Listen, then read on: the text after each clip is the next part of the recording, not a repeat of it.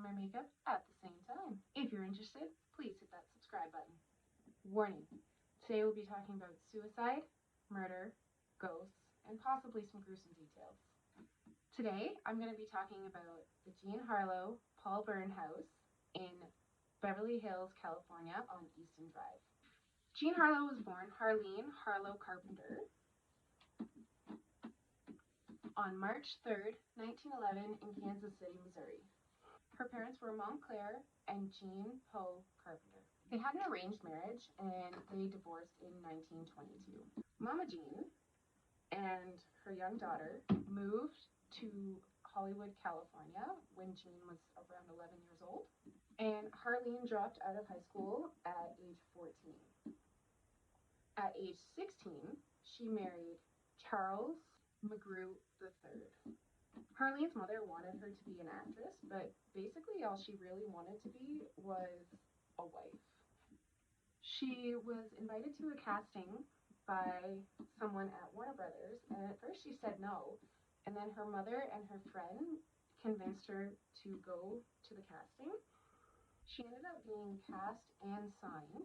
Charles actually didn't want her to work, even though they didn't really have a whole lot of money, and they actually ended up divorcing 2 years later. She took the stage name Jean Harlow because it was the first name that popped into her head when she was talking to the executives, which was her mother's name. And she became the original blonde bombshell. She became a bigger star than she could ever imagine. She was cast in 36 movies, and she was in the movies, just to name a couple, Hell's Angels and Platinum Blonde. It was during Hell's Angels that she would meet her next husband, Paul Byrne. Paul Byrne was born Paul Levy in Germany on December 3rd, 1889. He also left high school at age 14. Then he made his way to New York City and then to Toronto, Ontario. In 1926, at the age of 37, he moved to Los Angeles, California. He worked his way up to be a screenwriter, a producer, and an executive at MGM Studios. During the filming of Hell's Angels, Paul and Jean became really good friends. He convinced MGM to buy her contract from Howard Hughes. The one thing about Paul that Jean said was that he always believed in her as an actress. I guess she was having a lot of trouble getting people to take her seriously as an actress, and he really believed in her, and that was one of the things that she really liked about him.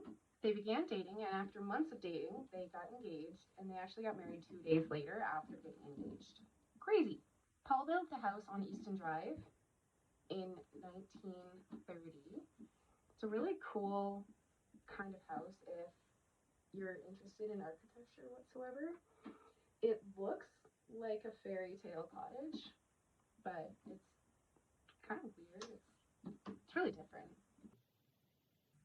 He and Jean lived in the house after they were married in 1932, but sadly, 2 months later, Paul would be found in the house with a gunshot wound that was supposedly self-inflicted. The butler found Paul and actually called MGM, the PR department, I believe, and the MGM guys came over, and then 2 hours later they called the police and called Jean because she wasn't in the house at the time. The stranger part of all of this, Paul already had a common law wife that nobody knew about. He was supporting Dorothy Millay. I think that's how you say her name. And it is unclear if Jean knew or not that Paul had this common law wife. So Dorothy didn't live in LA, but yes, she was being supported by Paul. And 2 days after Paul died, Dorothy jumped from a steamboat into the Sacramento River and sadly lost her life. There are a lot of theories about what actually happened to Paul, and that's why I said supposed gunshot wound to the head. I could get into the theories, but maybe that's a video for another day. So after Paul died, Jean went right back to work. In 1933, she married Harold Rawson, and they were married for 8 months. At the end of the marriage, she actually fell in love with the actor William Powell, and they would be together for about 2 years until she started getting sick. She would be misdiagnosed with the flu, but she was actually suffering from kidney failure. She died on June 7th, 1937, in hospital. In 1963, Thomas John Cummers, aka J. Sebring, bought the house on Easton Drive. Jay was born October 10th, 1933, in Birmingham, Alabama. He graduated from Detroit Catholic Central in 1951. He served in the Navy for 4 years before being discharged.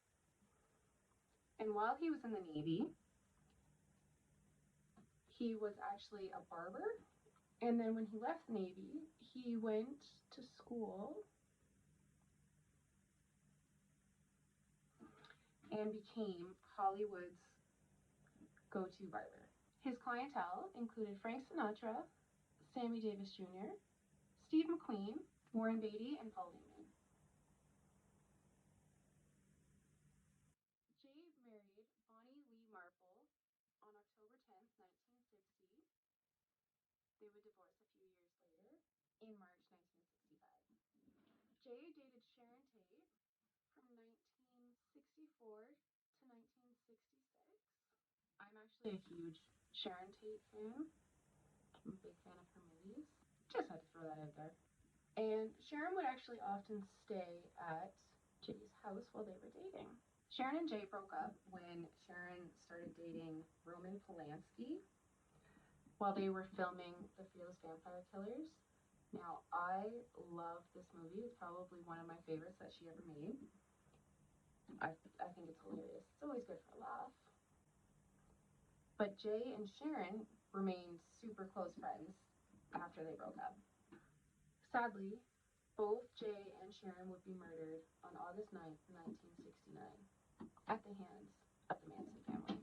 Another strange thing, Jean Harlow and Sharon Tate both died at the age of 26. It's a weird coincidence, if you ask me. Also, at some point throughout the house's history, someone drowned in the pool. Hauntings. In an article that Sharon Tate supposedly gave to Dick Kleiner, recounts a time that Sharon stayed in Jay's house while he was away, and Sharon was sleeping in the main bedroom, and she woke up to a strange little man standing in the room. Now, this really freaked her out. So she ran down the stairs, and at the bottom of the stairs, she saw a figure with its throat cut hanging from a rope from the stairs. She went to the bar to have a drink, but the bar was hidden because the house was built during Prohibition, so you had to do certain things to get the bar to open. After she got the bar open and she was having a drink, she began picking at the wallpaper, and after she'd finished her drink, she went back upstairs, past the hooded figure, and past the little man into the bedroom. In the morning, she saw the wallpaper that she had picked at. The rumor is that this was Paul Byrne's ghost trying to warn Sharon. The Tate family has denied that this interview ever took place. It didn't even come out until a year after her death in 1970. People who've lived in the home after Jay claim to see both the ghosts of Paul Byrne and Jean. Jean can actually be seen staring out of a second floor window. In 1974, paranormal investigator Hans Holzer wrote the book Haunted Hollywood. During his research, he spoke with the owners of the home at the time, and one of the stories that the homeowners told was that they could hear somebody whispering, "Please help me," right after her dogs were barking like crazy. The owner said on their first night in the home that they were laying in bed and they heard something bang up against the bed frame 3 times. And the owners respectfully and nicely asked them to stop, and it did. The owners have seen the lights flicker on and off, a strange light form in the living room, have felt cold spots in the kitchen and in the bedroom upstairs. They have heard knocks on the front door and heartbreaking sobs, and they have also felt an overwhelming feeling in the bathroom downstairs. The owners have both told a story of a dream that they had, and they both supposedly had the same dream, that the tub in the bathroom upstairs was full of water and bubbles, and a hand reached out of the tub and touched the light fixture above the tub, and it exploded, and the hand got electrocuted, and then it slowly went back down into the tub. So the owners called an electrician, and the electrician came and said, like, this needs to be fixed. The electrician said the upstairs bathroom light switch was terribly out of date and needed to be replaced immediately as it was dangerous. So that's technically 2 warnings of things that have happened in this house if the article sharing tape was true. So I guess the current owners of Easton Drive now have not experienced any paranormal activity. So the Easton Drive home is actually still standing today in Benedict Canyon in California.